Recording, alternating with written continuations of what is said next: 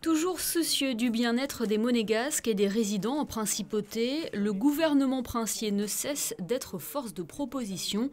Dernièrement, le conseiller de gouvernement pour les affaires sociales et la santé, Didier Gamerdinger, a offert un éclairage sur le plan national d'accompagnement du vieillissement et de la prise en charge de la dépendance.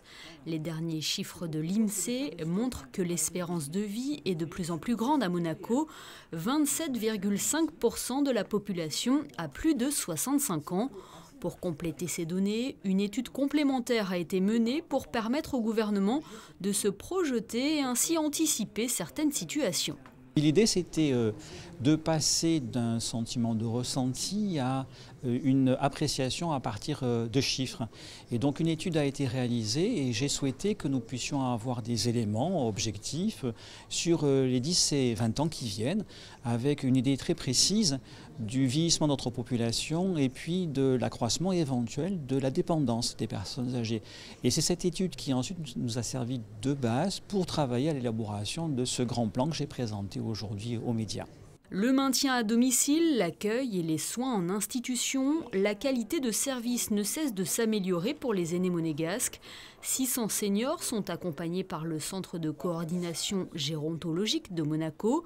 Ils peuvent ainsi bénéficier des prestations pour un maintien à domicile, un service qui permet de reculer de 10 années l'accueil en établissement spécialisé. Les avancées sont que les plafonds, comme l'a annoncé le conseiller de la prestation d'autonomie, vont être revus à la hausse. L'avancée aussi, c'est qu'il y a une convention qui a été faite avec les prestataires privés, ce qui est une avancée très importante, c'est un véritable partenariat. Également la mise en place d'une fiche d'événements indésirables qui peut être envoyée par les bénéficiaires au CCGM ou à la DASA. Mais on a reçu très peu de fiches à ce jour. Le système fonctionne véritablement très bien. Mais petit à petit, de nouveaux outils sont mis en place au profit de la qualité de la prise en charge des résidents. L'âge moyen de l'accueil en institution est de 87 ans. Si l'on suit cette donnée, près de 420 personnes seraient demandeuses en 2020, plus de 1000 en 2049.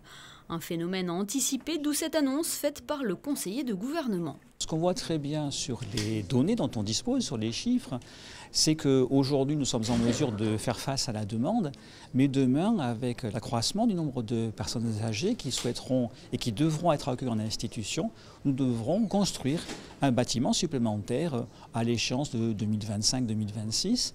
Et puis encore plus loin, en 2035, nous devrons disposer sans doute de 2 bâtiments de plus. Des bâtiments supplémentaires donc pour anticiper la demande. Un premier lieu devrait voir le jour vers le boulevard du Larvoto à l'horizon 2025. La politique de gouvernement dans ce domaine s'inscrit donc dans la durée avec ces décisions prises dès à présent.